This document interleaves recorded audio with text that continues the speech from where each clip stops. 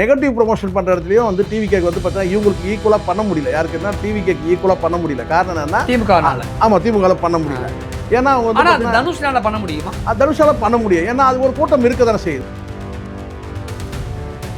முந்தின ஜென்ரேஷனை விட அடுத்து பின்னாடி வரக்கூடிய ஜென்ரேஷன் கேட்கக்கூடிய கேள்வினால வயசுல என்னதான் பெரியவங்களால பதில் சொல்ல சார். நான் என்ன கேட்கறேன்னா, சம்பந்தம் இல்லாம லாஜிக்கே இல்லாம ஒரு விமர்சனம் வச்சு தற்குறின்னு ஒரு விமர்சனம் வச்சு தாவேக்கா மீது அந்த மாதிரி தான் நடந்துகிட்டு இருக்காங்க. நிறைய பேர் நடந்துக்கிட்டாங்க. ஆனா அவங்களுக்கு டப் கொடுக்கிற வகையில தனுஷோட ரசிகர்கள் கேட்கக்கூடிய கேள்வி தாவேக்கானால எதிர்த்து கருத்தியலா அது கமெண்ட் கருத்தியலான்னு மட்டும் தயவு செஞ்சு சொல்லாதீங்க. கருத்தியலே சொல்லாதீங்க. ஒரு வாதமா நிக்க முடியுமா? தனுஷ் ரசிகர்கள் நிக்க முடியுமா? பொறுக்கி பசங்க கிட்ட தர்க்கம் பண்றதுக்கு தேவையே இல்லை. யார பொறுக்கிங்கிறீங்க? இப்ப நான் ரெண்டு தரப்புலயுமே நான் சொல்றேன்.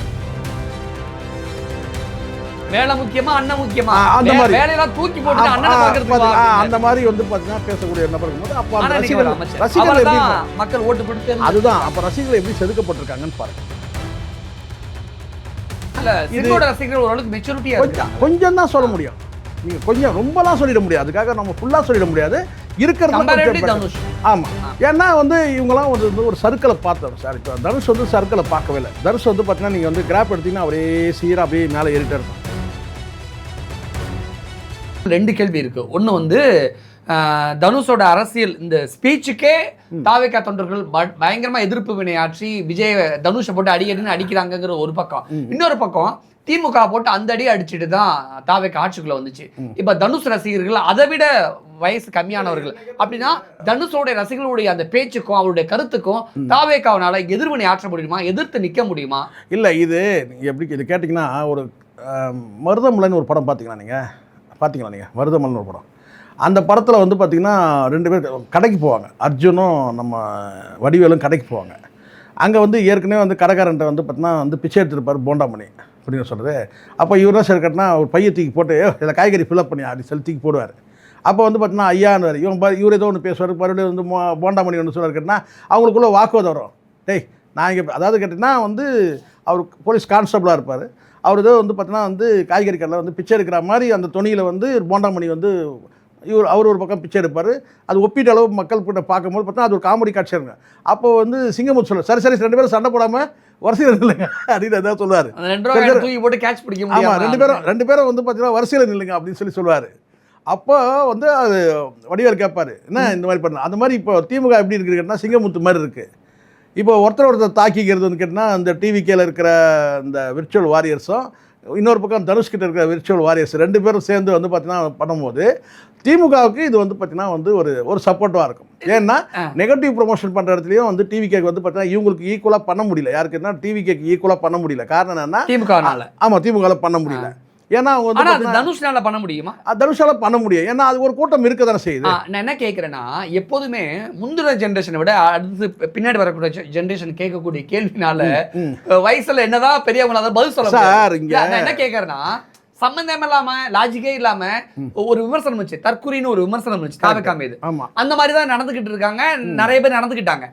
ஆனா அவங்களுக்கு டப் கொடுக்கிற வகையில தனுஷோட ரசிகர்கள் கேட்கக்கூடிய கேள்வி தாவேக்கானால எதிர்த்து கருத்தியலா அது கருத்தியலான்னு மட்டும் தயவு செஞ்சு சொல்லாதீங்க. கருத்தியலே சொல்லாதீங்க. ஒரு வாதமா நிக்க முடியுமா? தனுஷ் ரசிகர்கள் விஜய் ரசிகர்கள் நிக்க முடியுமா? தவிர்க்க முடியாதுன்னு நான் சொல்றேன். இப்போ நான் வந்து பேசிட்டு இருக்கிறேன் உங்கள்கிட்ட.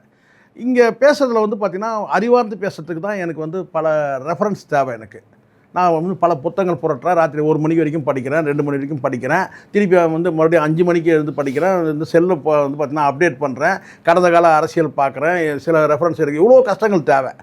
ஆனால் பொறுக்கி பசங்கிட்ட தர்க்கம் பண்ணுறதுக்கு தேவையே இல்லை. யாரை பொறுக்கிங்கிறீங்க? இப்போ நான் 2 தரப்புலையுமே நான் சொல்கிறேன். டிவிகே தரப்புலையும் சொல்கிறேன், இப்போ இந்த தனுஷ் தரப்புலையும் சொல்கிறேன். பொறுக்கி பசங்க என்ன பேசுவாங்க? ஏன் பொறுக்கி பசங்கன்னு சார் பேசுறது நீங்க எடுத்து பாருங்க. ஆமா, அறிவார்ந்த பேச்சு இல்ல. தனுஷ் அடுத்த சரத்குமார்னு தாவேக்கா ஆட்கள் கமெண்ட் பண்றாங்க. இப்போ நான் சொல்ல வரது கிடையாது. இப்போ அஜித்தோட ரசிகர் எடுத்தீங்கன்னா இங்க ஒவ்வொரு ரசிகருடைய லேயர் பாருங்க. முதல்ல அதை பாருங்க. முதல்ல ஃபர்ஸ்ட் நீங்க எம்ஜிஆர் விட்டுருங்க.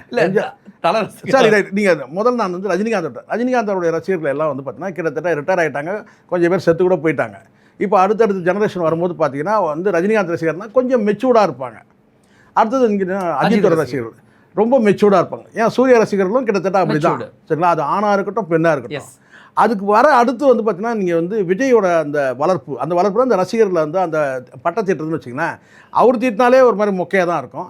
அதில் வந்து புஷியானது தீட்டினா எப்படி இருக்கும் நீங்களே யோசிச்சு பாருங்க. வேலை முக்கியமா அண்ணன் முக்கியமா, அந்த மாதிரி வேலையெல்லாம் தூக்கி போட்டு அண்ணனை பார்க்கறதுக்கு அந்த மாதிரி வந்து பார்த்தீங்கன்னா பேசக்கூடிய நபர் இருக்கும்போது அப்போ அந்த ரசிகர்கள் எப்படி மக்கள் ஓட்டு போட்டு அதுதான் அப்போ ரசிகர்கள் எப்படி செதுக்கப்பட்டிருக்காங்கன்னு பாருங்க. அப்போ அடுத்த கட்டமாக வரும்போது பார்த்தீங்கன்னா இதே வந்து தனுஷ் வந்து திருடா திருடி படம் வரும்போது அது எந்த வருஷம் கூட எனக்கு தெரியாது. அப்போ வந்து பார்த்தீங்கன்னா வந்து மாலை மலர் வந்து பேப்பர் வாங்கி பார்க்குறேன். அதில் பிறந்த நாள் அப்போ திருடா திருடி படம் வந்து அந்த சுச்சுவேஷனில் அப்போது அந்த படம் ரிலீஸ் ஆகும்போது 2 ரசிகர்கள் வந்து ஒரு பிறந்தநாள் வாழ்த்து செய்தி வந்து ஒரு 4 பக்கத்துக்கு கொடுத்துருக்காங்க. என்னென்னு கேட்டிங்கன்னா, தலைவா திருடா திருடி படம் வந்து அதிகமாக ஒரு 4-5 படம் தான் இருக்குன்னு நினைக்கிறேன் ஒரு ஆரம்பம். ஆமாம், அப்போவே வந்து தலைவா நீ ஆணையிடு, என் தலையை உங்கள் காலடியில் வைக்கிறோம் அப்படின்னு வந்து ஒரு டைட்டில் கொடுத்துருந்தாங்க. நான் பார்த்துட்டு அப்படியே படமா 5வது படம் அவ்வளோதான். அது அப்போ தான் தனுஷுக்கே அப்போ மியூசியம் இந்த தலைவா நீ ஆணையிடு எங்கள் தலையை உன் காலடியில் வைக்கிறோம்னு சொல்லி அப்போவே கொடுத்துருந்தாங்க. அப்போ வந்து பார்த்தீங்கன்னா உச்சகட்டத்தில் இருக்குது. எதுன்னு கேட்டால் தனுஷ் சிம்புன்றது அது வந்து ஒரு உச்சகட்டத்தில் இருக்குதுன்னு வச்சுங்களேன். கிட்டத்தட்ட சிம்புக்கிட்டேயும் வந்து பார்த்தீங்கன்னா நீங்கள் ஏதோ பெரிய அறிவார்ந்த கூட நினச்சிடாதீங்க. ஆனால் இருக்கிறதுல கொஞ்சம் பெட்டர்னு சொல்லலாம். இப்போ நீங்கள் ஸ்கேல் பண்ணும்போது மெஷர் பண்ணும்போது பார்த்தீங்கன்னா கொஞ்சம் தான் சொல்ல முடியும். நீங்கள் கொஞ்சம் ரொம்பலாம் சொல்லிட முடியாது. அதுக்காக நம்ம ஃபுல்லாக சொல்லிட முடியாது. இருக்கிறது ஆமாம். ஏன்னா வந்து இவங்கெல்லாம் வந்து ஒரு சர்க்கிளை பார்த்தோம் சார். இப்போ தனுஷ் வந்து சர்க்கிளை பார்க்கவே இல்லை. தனுஷ் வந்து பார்த்தீங்கன்னா நீங்கள் வந்து கிராப் எடுத்திங்கன்னா அப்படியே சீராக அப்படியே மேலே ஏறிட்டே இருக்கும். இவங்கெல்லாம் அப்படி கிடையாது. தடிக்கு விழுந்தவங்க.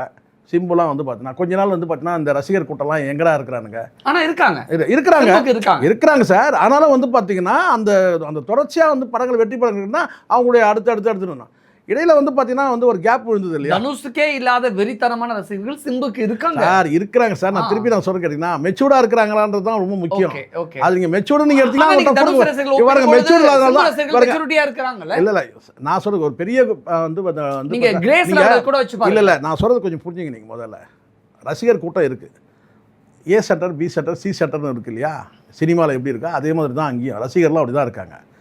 சிம்பு விரும்பக்கூடிய வந்து ஒரு படித்த வந்து பண்பட்ட மக்கள் இருக்கிறாங்க. ஆனால் பெரிய கூட்டமாக இருக்காது, சின்ன கூட்டமாக இருக்கும். ஆனால் அந்த குரூப் சி இருக்குது பார்த்தீங்களா, அந்த போஸ்டர் ஓட்டுற கூட்டம், பால் அபிஷேகம் பண்ணுற கூட்டம், வந்து பார்த்திங்கன்னா மண்சோறு சாப்பிட்ற கூட்டம்லாம் இருக்குது இல்லையா. அது வந்து பார்த்திங்கன்னா வந்து உள்ளபடியே வந்து நடிகர்களே அதை விரும்புகிறாங்க. இப்போ நீங்கள் ஈக்குவலாக நீங்கள் எடுத்திங்கன்னா விஜய்க்கு வந்து டஃப் கொடுக்குறவங்க ஈக்குவலாக அங்கே யார் இருக்கிறாங்க, இந்த மாதிரி மண்சோறு சாப்பிட்ணும், இப்போ வந்து பாலாபிஷேகம் பண்ணணும், பேனர் கட்டணும், இதுக்கு யார் கூட்டம் இருக்கிறான்னு கேட்டால் இன்றைக்கி வந்து விஜய்க்கு ஈக்குவலான இது கேட்டிங்கன்னா அது வந்து பார்த்திங்கன்னா வந்து 2 பேர் தான். ஒன்று தனுஷ், இன்னொன்று சிம்பு. இப்போ சிம்புவோட பற்றி கேட்டால் வந்து சினிமாலே நிற்கிறதுக்கு போராடக்கூடிய ஒரு சூழ்நிலை வந்து பார்த்திங்கன்னா அவர் அரசியலுக்கு வர முடியாது. ஆனால் இவர் அப்படி கிடையாது. Pan India star. ஒரு 2 படம் 2 படம் ஓடி இருக்குது இல்லை அங்கே. அப்போ அதுக்கு பின்னாடி வந்து ஒரு கூட்டம் இருக்குது. அதுக்கப்புறம் சாதி பின்புலம்லாம் ஒன்று இருக்குது சார்.